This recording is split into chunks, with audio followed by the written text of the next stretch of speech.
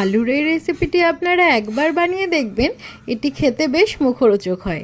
এটা বানানোর জন্য আমি প্রথমে আলুগুলোকে এইরকমভাবে কেটে নিয়েছিলাম।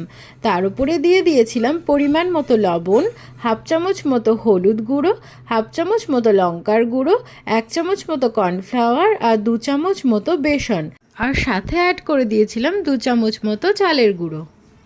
সমস্ত কিছু অ্যাড করার পরে আলুগুলোকে নাড়িয়ে চাড়িয়ে এগুলোর সাথে ভালো করে মাখিয়ে নিয়েছিলাম।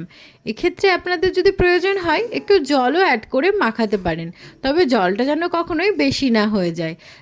তারপরে কড়াইতে রিফাইন অয়েল দিয়ে দিয়েছিলাম, আর তার মধ্যে দিয়ে দিয়েছিলাম এই ব্যাটারে ডোবানো আলুগুলোকে, আর তারপরে কড়া করে ভেজে নিয়েছিলাম।